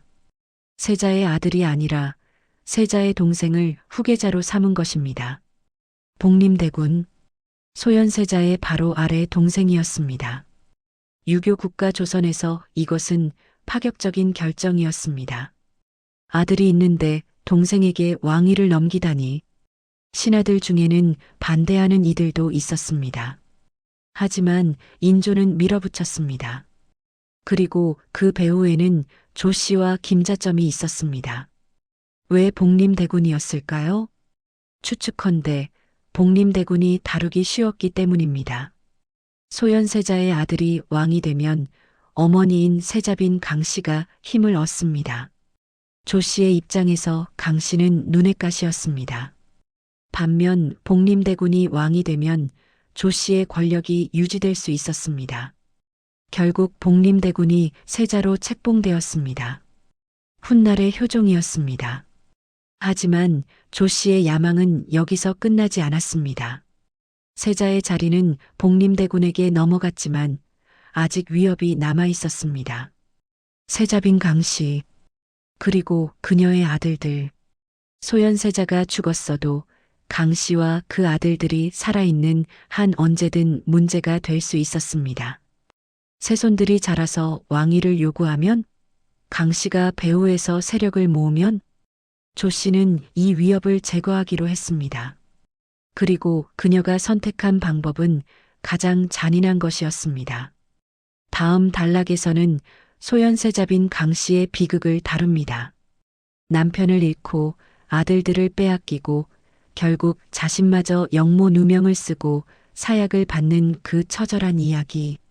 조선이 갈 수 있었던 다른 길이 어떻게 꺾였는지, 한 여인의 삶이 어떻게 권력의 제물이 되었는지, 그 이야기가 다음에 계속됩니다. 소현세자와 강빈 다른 길이 꺾이는 밤. 1646년 창덕궁. 한 여인이 끌려가고 있었습니다. 손이 뒤로 묶이고 머리가 풀어 헤쳐진 채 어제까지 세자빈이었던 여인이 죄인이 되어 끌려가고 있었습니다. 그녀의 이름은 강씨, 소현세자의 부인 민혜빈 강씨였습니다. 불과 1년 전 그녀는 남편과 함께 심양에서 돌아왔습니다. 8년간의 인질 생활을 끝내고 이제 조선에서 새로운 삶이 시작될 줄 알았습니다. 하지만 남편은 2달 만에 의문의 죽음을 맞았습니다. 그리고 이제 그녀 자신이 영모제로 끌려가고 있었습니다. 무슨 일이 있었던 것일까요? 1년 사이에 세자빈의 운명을 이토록 처참하게 바꾼 것은 무엇이었을까요? 시간을 조금 되돌려 봅시다. 1637년 병자호란이 끝난 직후 삼전도에서 인조가 무릎을 꿇은 그해 소현세자와 복림대군이 청나라로 끌려갔습니다. 인질이 되어 그리고 세자빈 강씨도 함께였습니다. 일렬 왕후가 며느리로 맞아들인 그 여인. 강문성의 딸, 세자의 아내. 그녀는 남편과 함께 심양으로 떠났습니다. 언제 돌아올 수 있을지 모르는 채로 심양에서의 8년. 그것은 굴욕의 시간이었을까요? 아니면 성장의 시간이었을까요? 둘 다였습니다. 인질이라는 신분은 굴욕적이었습니다. 적국에서 감시받으며 사는 삶. 언제 무슨 일을 당할지 모르는 불안. 고향을 그리워하며 보내는 밤들. 하지만 동시에 강 씨는 그곳에서 많은 것을 보고 배웠습니다. 청나라는 급속히 성장하고 있었습니다. 명나라를 밀어내고 천하의 주인이 되어가고 있었습니다. 강 씨는 그 변화를 직접 목격했습니다. 그리고 그녀는 가만히 앉아있지 않았습니다. 기록에 따르면 강 씨는 심양에서 장사를 했습니다. 조선에서 가져온 물건을 팔고 청나라의 물건을 사들였습니다. 그렇게 재산을 모았습니다. 왜 세자빈이 장사를 했을까요? 여러 이유가 있었을 것입니다. 인질 생활에 필요한 비용을 마련하기 위해서, 청나라에 끌려온 조선인 포로들의 몸값을 대주기 위해서, 언젠가 돌아갈 날을 위해서. 강 씨는 수동적인 피해자가 아니었습니다. 주어진 상황에서 할 수 있는 일을 했습니다. 그것이 장사였든 포로 구출이었든. 1645년 2월 드디어 귀국의 날이 왔습니다. 소현세자와 강 씨는 8년 만에 조선 땅을 밟았습니다. 하지만 그들을 맞이한 것은 환영이 아니었습니다. 의심이었습니다. 인조는 아들을 의심했습니다. 청나라에서 이상한 생각에 물들었다고, 아버지보다 청 황제를 더 따른다고. 인조는 며느리를 의심했습니다. 장사를 해서 재산을 모은 것이 수상하다고, 무슨 속셈이 있는 것 아니냐고. 이 의심의 씨앗을 뿌린 것은 누구였을까요? 소용 조씨였습니다. 그녀는 세자 부부가 돌아오기 전부터 인조의 귀에 독을 불어넣고 있었습니다. 세자가 돌아온 지 2달. 1645년 4월 소현세자가 갑자기 세상을 떠났습니다.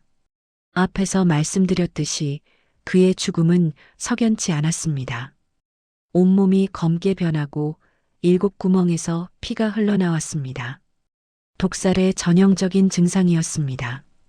하지만 인조는 조사를 명하지 않았습니다. 세자의 죽음을 병사로 처리하고 넘어갔습니다. 강 씨는 무슨 생각을 했을까요? 남편이 의문의 죽음을 당했는데 시아버지는 아무런 조치도 취하지 않았습니다. 범인을 찾으려 하지도 않았습니다. 마치 그 죽음을 원했던 것처럼. 강 씨는 알았을 것입니다. 이 궁궐이 자신에게도 위험한 곳이라는 것을, 남편을 죽인 자들이 자신도 노리고 있다는 것을. 하지만 그녀에게는 지켜야 할 것이 있었습니다. 세 아들, 석철, 성린, 석견, 소현세자의 아들들. 원래대로라면 왕위를 이어야 할 아이들. 강 씨는 이 아이들을 위해 버텨야 했습니다. 하지만 상황은 점점 나빠졌습니다. 세자의 자리는 소현세자의 아들에게 가지 않았습니다. 인조는 복림대군을 세자로 책봉했습니다. 손자가 아니라 둘째 아들에게 왕위를 넘기기로 한 것입니다. 이것은 강 씨와 그녀의 아들들이 권력에서 밀려났다는 뜻이었습니다. 하지만 아직 위협으로 남아 있었습니다. 소현세자의 아들들이 살아있는 한 언제든 왕위 계승 문제가 불거질 수 있었습니다. 정통성으로 따지면 장손인 석철이 왕위를 이어야 마땅했으니까요. 소용조 씨와 김자점의 입장에서 강 씨 모자는 제거해야 할 존재였습니다. 그리고 그들은 움직이기 시작했습니다. 1646년 1월 궁궐에서 소동이 벌어졌습니다. 인조가 갑자기 쓰러진 것입니다. 무슨 일이었을까요? 기록에 따르면 인조가 식사를 하다가 갑자기 몸에 이상이 생겼습니다. 구토를 하고 몸이 떨렸습니다. 독이었습니다. 누군가 왕의 음식에 독을 탄 것이었습니다. 다행히 인조는 목숨을 건졌습니다. 하지만 범인을 찾아야 했습니다. 그리고 범인으로 지목된 사람이 있었습니다. 세자빈 강 씨였습니다. 강 씨가 시아버지를 독살하려 했다? 이것이 과연 사실이었을까요? 생각해 봅시다. 강 씨에게 인조를 죽일 동기가 있었을까요? 남편을 죽였다고 의심되는 사람, 자신의 아들에게서 왕위를 빼앗아간 사람, 그런 시아버지를 미워할 수는 있었을 것입니다. 하지만 독살을 시도한다? 그것은 다른 문제입니다. 당시 강 씨의 처지를 생각해 보십시오. 남편은 죽었고 자신은 힘없는 미망인이었습니다. 세 아들의 목숨이 자신에게 달려 있었습니다. 이런 상황에서 왕을 독살하려 한다? 들키면 자신은 물론 아들들까지 모두 죽습니다. 강 씨가 그런 위험을 감수했을까요? 많은 사람들이 의심했습니다. 이것은 누명이라고, 누군가 강 씨를 제거하기 위해 꾸민 음모라고. 그 누군가는 누구였을까요? 의심의 눈초리가 향한 곳은 한 곳이었습니다. 소영조 씨, 그녀에게는 강 씨를 제거할 동기가 충분했습니다. 강 씨가 살아있는 한 소현세자의 아들들이 왕위를 요구할 가능성이 있었습니다. 그것은 조 씨의 권력을 위협하는 일이었습니다. 게다가 강 씨와 조 씨는 오래전부터 사이가 좋지 않았습니다. 세자빈과 총애받는 후궁, 둘 사이에 갈등이 없을 수 없었습니다. 야사에서는 이렇게 전합니다. 조 씨가 독살 사건을 꾸몄다고. 인조의 음식에 독을 탄 것은 조 씨 측 사람이었고 그 죄를 강 씨에게 뒤집어 씌웠다고. 진실은 알 수 없습니다. 하지만 결과는 명확했습니다. 강 씨는 범인으로 지목되었고 재판에 넘겨졌습니다. 재판은 형식적이었습니다. 강 씨는 끝까지 부인했습니다. 자신은 결백하다고, 독을 탄 적이 없다고. 하지만 증거가 나왔습니다. 강 씨의 처소에서 독극물이 발견되었다는 것입니다. 누가 그것을 심어두었을까요? 우리는 상상할 수 있습니다. 조 씨의 손이 닿지 않은 곳이 궁궐에 있었을까요? 결국 강 씨는 유죄 판결을 받았습니다. 죄목은 영모, 왕을 독살하려 한 대역죄, 형벌은 사사, 사약을 내려 죽이는 것이었습니다. 1646년 3월, 강 씨에게 사약이 내려졌습니다. 37살의 나이였습니다. 남편이 죽은 지 1년도 되지 않아서 강 씨는 사약을 받기 전에 무슨 생각을 했을까요? 남편 소현세자를 생각했을까요? 함께 보낸 심양에서의 8년을, 돌아오면 새로운 조선을 만들겠다던 꿈을, 새 아들을 생각했을까요? 어머니를 잃고 고아가 될 아이들을, 앞으로 그들에게 닥칠 운명을, 아니면 자신을 이 지경으로 몰아넣은 자들을 생각했을까요? 소영조 씨를, 김자점을, 그리고 시아버지 인조를. 기록에는 강 씨의 마지막 말이 나오지 않습니다. 다만 그녀가 사약을 받고 죽었다는 사실만 적혀 있습니다. 민혜빈 강 씨, 그녀의 삶은 그렇게 끝났습니다. 하지만 비극은 여기서 끝나지 않았습니다. 강 씨가 죽은 뒤 그녀의 친정이 멸문당했습니다. 영모에 연루되었다는 이유로 강 씨의 아버지와 형제들이 처형되었습니다. 집안 전체가 풍비박산이 났습니다. 그리고 강 씨의 아들들, 소현세자의 세 아들, 인조의 세 손자, 그들은 어떻게 되었을까요? 맏아들 석철, 원래대로라면 왕위를 이어야 할 장손. 그는 제주도로 유배되었습니다. 그리고 그곳에서 죽었습니다. 나이 16이었습니다. 어떻게 죽었는지 정확히 기록되어 있지 않습니다. 병사라고도 하고 독살되었다고도 합니다. 분명한 것은 그가 유배지에서 젊은 나이에 세상을 떠났다는 것입니다. 둘째 성린, 그 역시 유배되었습니다. 그리고 유배지에서 죽었습니다. 셋째 석견. 마찬가지로 유배되었고 유배지에서 죽었습니다. 세 손자 모두 유배지에서 죽은 것입니다. 인조는 손자들의 죽음에 어떤 반응을 보였을까요? 기록에는 특별한 애도의 흔적이 없습니다. 마치 그들의 죽음을 당연하게 여긴 것처럼. 아니, 어쩌면 그들의 죽음을 원했을지도 모릅니다. 소현세자의 아들들이 살아있으면 언제든 왕위 계승 문제가 불거질 수 있었습니다. 세세자 복림대군의 지위가 위태로워질 수 있었습니다. 그래서 그들을 제거한 것일까요? 아버지가 아들을 죽이고 할아버지가 손자를 죽인 것일까요? 증거는 없습니다. 하지만 결과는 명확합니다. 소현세자의 혈통은 완전히 끊어졌습니다. 세자도 세자빈도 세손자도 모두 죽었습니다. 이것이 인조가 원한 결과였을까요? 여기서 우리는 한 가지 생각해 볼 것이 있습니다. 만약 소현세자가 죽지 않았다면 어땠을까요? 만약 강씨가 누명을 쓰지 않았다면 어땠을까요?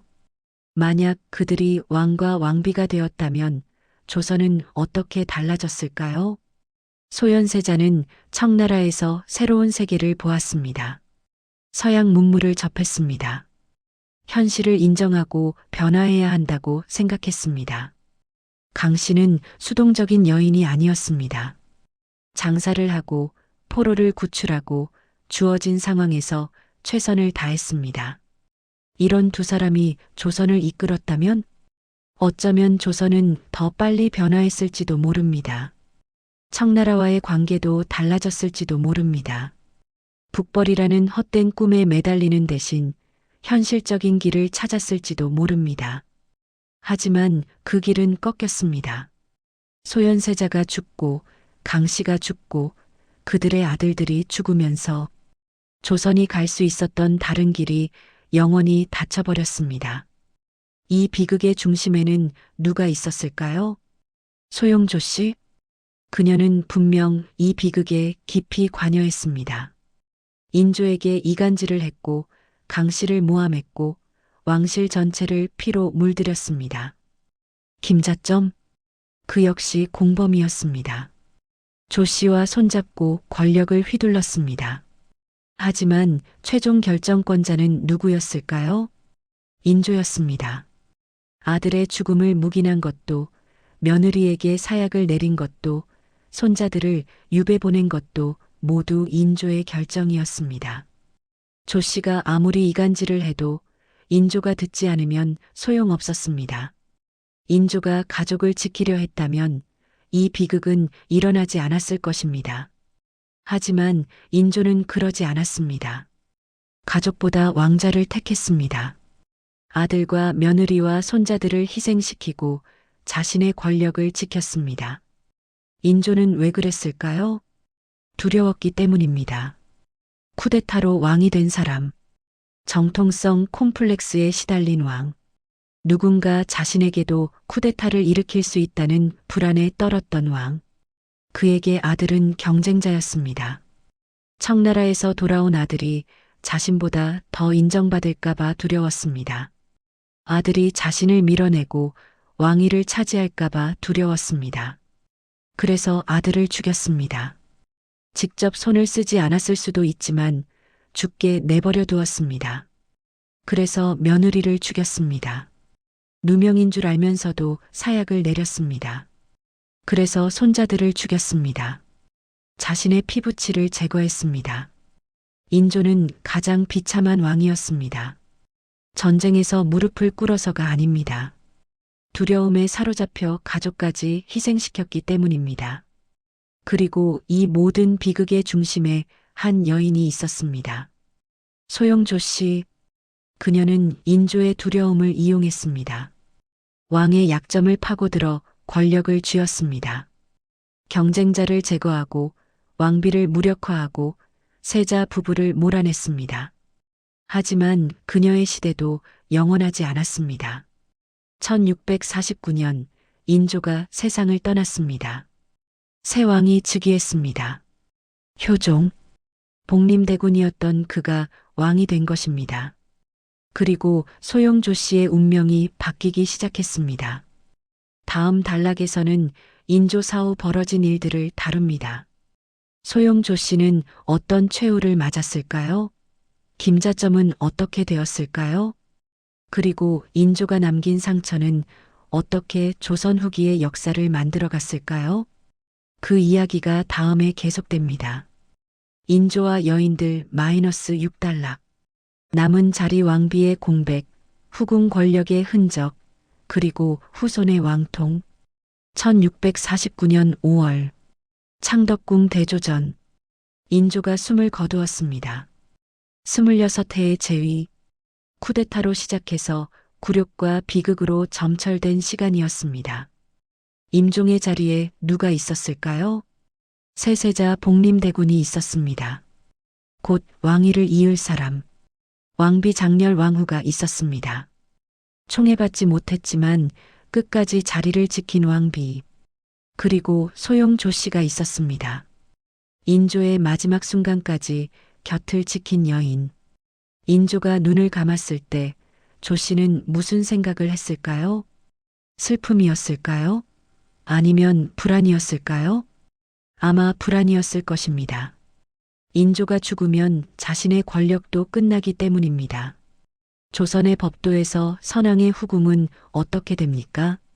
새 왕이 즉위하면 선왕의 후궁들은 더 이상 권력의 중심에 있을 수 없습니다.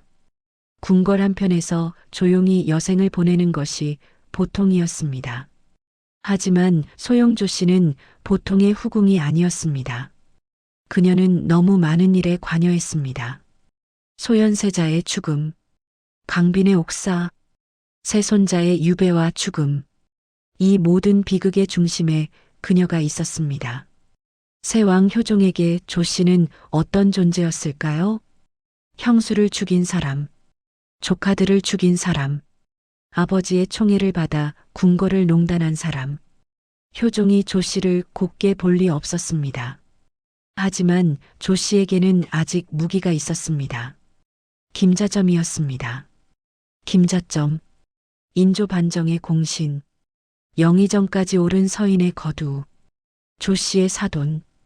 인조가 죽어도 김자점은 살아 있었습니다. 그의 권력도 여전했습니다. 아니, 어쩌면 더 강해졌을지도 모릅니다. 새왕 효종은 아직 기반이 약했으니까요. 조 씨는 김자점을 통해 자신의 지위를 지키려 했습니다. 김자점은 조 씨를 통해 궁궐 내부의 정보를 얻으려 했습니다. 둘의 동맹은 계속되었습니다. 하지만 이번에는 상대가 달랐습니다. 효종은 인조가 아니었습니다. 효종은 어떤 사람이었을까요? 그는 형 소현세자와 함께 청나라에서 8년을 보냈습니다. 인질의 굴욕을 온몸으로 겪었습니다. 그 경험이 그를 바꾸었습니다. 효종은 복수를 꿈꿨습니다. 청나라에 당한 치욕을 갚겠다는 꿈. 북벌이었습니다. 군사를 길러 청나라를 치겠다는 원대한 계획. 그 꿈을 이루려면 권력을 장악해야 했습니다. 아버지 시대의 잔재를 청산해야 했습니다. 김자점과 소용조 씨, 그들은 효종에게 청산해야 할 대상이었습니다. 효종은 기회를 노렸습니다. 그리고 그 기회가 왔습니다. 1651년 궁궐에서 또다시 저주 사건이 터졌습니다. 누군가 왕실을 저주했다는 것입니다. 이번에는 규모가 컸습니다. 단순한 궁녀의 소행이 아니었습니다. 수사가 시작되었습니다. 그리고 놀라운 사실이 밝혀졌습니다. 저주의 배후에 소용조 씨가 있었다는 것입니다. 조 씨가 무엇을 했다는 것일까요? 기록에 따르면 조 씨는 효종과 왕비를 저주했습니다. 그들이 죽기를 빌었습니다. 그리고 자신의 아들 숭성군을 왕으로 만들려 했다는 것입니다. 사실이었을까요? 어쩌면 사실이었을 수도 있습니다. 인조가 죽고 권력을 잃은 조 씨가 마지막 발악을 했을 수도 있습니다. 하지만 다른 가능성도 있습니다. 효종이 조 씨를 제거하기 위해 사건을 키웠을 수도 있습니다. 6년 전 조 씨가 상궁 이 씨에게 누명을 씌운 것처럼 이번에는 조 씨가 누명을 쓴 것일 수도 있습니다. 진실이 무엇이든 결과는 명확했습니다. 소영 조 씨는 체포되었습니다. 신문이 진행되었습니다. 그리고 그녀는 모든 것을 자백했습니다. 저주를 한 것도, 영모를 꾀한 것도, 자백이 진짜였는지 고문에 의한 것이었는지는 알 수 없습니다. 중요한 것은 조 씨가 유죄 판결을 받았다는 것입니다. 형벌은 사약이었습니다. 하지만 조 씨는 사약을 받기 전에 스스로 목숨을 끊었습니다. 자결이었습니다. 인조의 양귀비, 궁궐을 주름잡던 여인, 세자와 세자빈을 죽음으로 몰아넣은 여인. 그녀의 최후는 그렇게 허무했습니다. 조 씨만 죽은 것이 아니었습니다. 김자점도 함께 무너졌습니다. 저주 사건의 배우로 김자점이 지목되었습니다. 조 씨와 공모하여 영모를 꾀했다는 것이었습니다. 김자점은 체포되어 국문을 받았습니다. 그리고 처형되었습니다. 반정공신, 영의정, 서인의 거두, 그 모든 영화가 한순간에 무너졌습니다. 그의 가문도 함께 몰락했습니다. 아들들은 처형되거나 유배되었습니다. 인조 시대를 지배했던 조씨 마이너스 김자점 연합. 그 연합이 완전히 붕괴한 것입니다. 효종은 아버지의 시대를 청산했습니다. 조씨를 제거하고 김자점을 제거하고 그들의 세력을 일소했습니다. 그리고 자신의 시대를 열었습니다. 북벌의 꿈, 청나라에 복수하겠다는 꿈. 효종은 그 꿈을 향해 달려갔습니다. 군사를 기르고 성을 쌓고 무기를 만들었습니다. 명장 이완을 등용하여 군대를 훈련시켰습니다. 하지만 그 꿈은 이루어지지 않았습니다. 1659년 효종이 갑자기 세상을 떠났습니다. 재위 10년 만이었습니다. 나이 41. 북벌은 꿈으로 끝났습니다. 효종이 죽자 조선 조정에서는 이상한 논쟁이 벌어졌습니다. 예속 논쟁이었습니다. 무슨 논쟁이었냐고요? 효종의 계모인 자의대비 장렬왕후가 상복을 얼마나 입어야 하느냐는 문제였습니다. 장렬왕후, 인조의 두 번째 왕비, 총애받지 못하고 자녀도 없이 이름뿐인 왕비로 살았던 여인. 그녀가 효종의 상복을 1년 입어야 하는가, 3년 입어야 하는가. 이것이 왜 중요했을까요? 핵심은 효종의 정통성이었습니다. 효종은 원래 세자가 아니었습니다. 형 소현세자가 죽은 뒤에 세자가 되었습니다. 장자가 아니라 차자였습니다. 서인은 효종이 적통이므로 3년 상복이 맞다고 주장했습니다. 남인은 효종이 차자이므로 1년 상복이 맞다고 주장했습니다. 상복 논쟁처럼 보이지만 실은 왕의 정통성을 둘러싼 정치 싸움이었습니다. 이 논쟁은 현종, 숙종대까지 이어지며 조선 후기 붕당 정치의 불씨가 되었습니다. 인조가 남긴 것은 무엇이었을까요? 그는 쿠데타로 왕이 되었습니다. 그리고 전쟁에서 무릎을 꿇었습니다. 아들을 죽이고 며느리를 죽이고 손자들을 죽였습니다. 가장 비참한 왕. 그것이 역사가 그에게 붙인 이름입니다. 하지만 역설적이게도 인조 이후 조선의 모든 왕은 그의 후손입니다. 효종, 현종, 숙종, 경종, 영조, 정조, 순조, 헌종, 철종, 고종, 순종. 이들 모두 인조의 피를 이어받았습니다. 일렬왕후 한씨가 낳은 아들들의 후손입니다. 인조는 조선 후기 왕통의 시작점이 된 것입니다. 가장 비참한 왕이 가장 긴 왕조의 뿌리가 되었습니다. 이제 인조 시대의 여인들을 돌아봅시다. 일렬왕후 한씨. 그녀는 반정 이후 왕실의 기틀을 세웠습니다. 네 아들을 낳아 왕통의 뿌리가 되었습니다. 하지만 병자호란의 비극을 보기 전에 세상을 떠났습니다. 어쩌면 그것이 다행이었을지도 모릅니다. 아들이 인질로 끌려가고 며느리가 사약을 받고 손자들이 유배지에서 죽는 것을 보지 않았으니까요. 장렬 왕후 조씨, 그녀는 15세, 44세 왕에게 시집왔습니다. 총애도 받지 못하고 자녀도 낳지 못했습니다. 소용 조씨에게 밀려 이름뿐인 왕비로 살았습니다. 하지만 끝까지 살아남았습니다. 인조가 죽고 효종이 죽고 현종이 죽어도 그녀는 살아 있었습니다.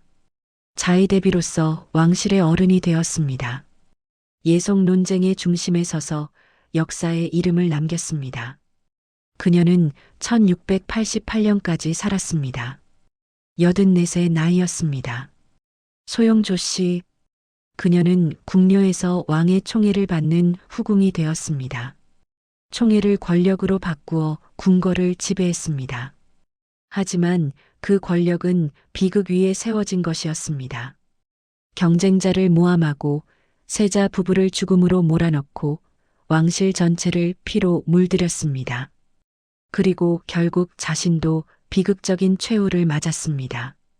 인조가 죽자마자 권력을 잃고 영모제로 몰려 자결했습니다. 민해빈 강씨, 그녀는 세자빈으로서 8년간 청나라에서 인질 생활을 했습니다. 그곳에서 장사를 하고 포로를 구출하며 주체적인 삶을 살았습니다. 조선에 돌아오면 새로운 시대를 열 수 있을 것이라 믿었습니다. 하지만 남편은 의문의 죽음을 당했고 자신은 누명을 쓰고 사약을 받았습니다. 37의 나이에 세상을 떠났습니다. 그녀가 꿈꾼 조선의 다른 길은 영원히 열리지 않았습니다. 환양녀들, 그녀들은 이름도 없이 역사에 기록되었습니다. 청나라에 끌려갔다가 돌아온 여인들, 전쟁의 피해자였지만 사회는 그녀들을 가해자처럼 대했습니다. 정절을 잃었다는 낙인, 가족에게 버림받고 사회에서 멸시받고 스스로 목숨을 끊는 이들도 있었습니다. 나라의 패배가 여인들의 몸에 새겨진 것입니다. 이 여인들의 이야기는 무엇을 말해줍니까? 그녀들은 권력을 탐한 사람들이 아니었습니다. 적어도 처음에는요. 일렬 왕후는 그저 종친의 아내였습니다. 남편이 쿠데타를 일으켜 왕이 되는 바람에 왕비가 되었습니다. 장렬 왕후는 15살 소녀였습니다. 왕비로 간택되어 궁에 들어왔지만 사랑받지 못하는 삶을 살아야 했습니다. 강 씨는 세자빈이었습니다. 남편과 함께 새로운 조선을 꿈꿨지만 권력 다툼의 희생양이 되었습니다. 환양녀들은 평범한 여인들이었습니다. 전쟁이 그녀들의 삶을 빼앗았습니다. 소용조 씨만이 권력을 적극적으로 추구했습니다. 그리고 그녀의 방법은 모함과 이간질, 음모와 술수였습니다. 하지만 생각해 봅시다. 조 씨가 그렇게 된 것은 왜일까요? 서녀로 태어나 궁녀가 된 여인. 그녀에게 주어진 선택지가 얼마나 있었을까요? 왕의 총애 외에 그녀가 기댈 곳이 어디 있었을까요? 물론 그녀의 행동을 정당화할 수는 없습니다. 사람을 죽이고 누명을 씌우고 왕실을 피로 물들인 것은 용서받을 수 없는 일입니다. 하지만 그녀를 그렇게 만든 구조도 함께 봐야 합니다. 쿠데타로 세워진 왕권, 명분에 갇힌 외교, 전쟁의 굴욕, 불안에 떠는 왕. 이 구조 속에서 여인들은 도구가 되거나 희생양이 되었습니다. 인조 시대의 여인들은 권력을 만든 사람들이 아니었습니다. 권력이 무너지는 방식을 보여주는 사람들이었습니다. 왕권이 약할 때 가장 먼저 흔들리는 것은 무엇입니까? 왕의 권위입니다. 왕실의 질서입니다. 그리고 그 질서의 가장자리에 있는 사람들, 여인들의 삶입니다. 인조가 삼전도에서 무릎을 꿇었을 때 가장 먼저 대가를 치른 것은 왕 자신이 아니었습니다. 청나라로 끌려간 여인들이었습니다. 환양녀라는 낙인을 안고 살아야 했던 여인들이었습니다. 인조가 아들을 의심하고 며느리를 죽였을 때 왕은 살아남았습니다. 하지만 강씨는 죽었습니다. 그녀의 아들들도 죽었습니다. 전쟁의 굴욕은 왕의 몸이 아니라 여인들의 삶에 먼저 새겨졌습니다. 이제 이야기를 마무리할 때가 되었습니다. 인조와 여인들. 이것은 사랑 이야기가 아니었습니다. 쿠데타로 태어난 왕권이 무너지는 과정을 여인들의 이름으로 추적한 이야기였습니다. 일렬 왕후는 왕실의 기반을 세웠지만 그 기반 위에 비극이 쌓였습니다.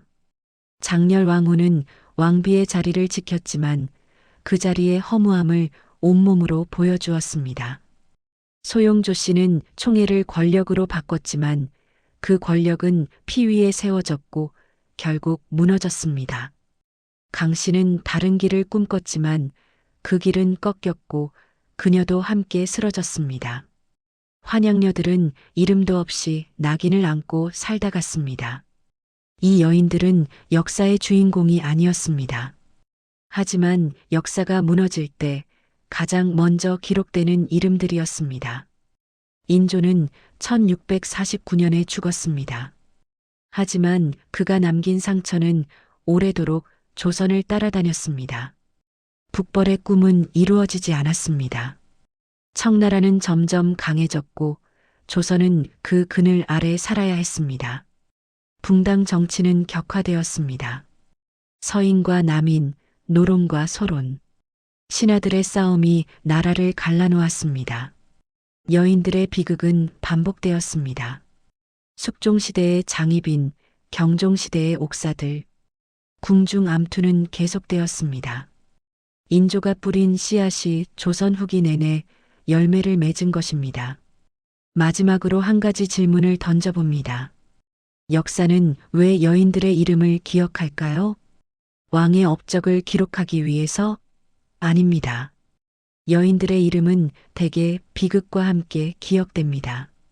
누군가 죽었을 때, 누군가 희생되었을 때, 누군가 고통받았을 때, 인조시대의 여인들도 마찬가지입니다. 일렬 왕후는 일찍 죽었기에 기억됩니다. 장렬 왕후는 총애받지 못했기에 기억됩니다. 소용조 씨는 악행을 저질렀기에 기억됩니다. 강 씨는 억울하게 죽었기에 기억됩니다. 환양녀들은 낙인을 안고 살았기에 기억됩니다. 권력의 중심에서 영광을 누린 것이 아니라 권력의 가장자리에서 상처를 입었기에 기억되는 것입니다. 그것이 역사 속 여인들의 운명이었습니다. 인조와 여인들의 이야기가 끝났습니다. 쿠데타로 시작하여 굴욕으로 점철된 왕의 시대. 그 시대를 함께 살았던 여인들. 그녀들은 왕권의 약점이 드러나는 증거였습니다. 권력이 무너질 때 가장 먼저 희생되는 사람들이었습니다. 인조의 여인들은 사랑 이야기가 아닙니다. 약한 왕권이 무너질 때 가장 먼저 기록되는 이름들입니다. 그리고 그 이름들은 400년이 지난 지금도 우리에게 묻고 있습니다. 권력이 무너질 때 가장 먼저 대가를 치르는 사람은 누구입니까? 그 질문의 답은 지금도 유효합니다. 역사는 반복되니까요. 다음 이야기는 효종과 그의 여인들의 더욱 흥미로운 이야기로 다시 뵙겠습니다. 구독과 좋아요 버튼을 눌러주세요. 다음 이야기가 여러분을 빠르게 찾아갑니다. 그리고 여러분의 생각을 댓글로 남겨주세요. 많은 분들과 함께 이야기를 나눌 수 있습니다. 지금까지 시청해 주셔서 감사합니다.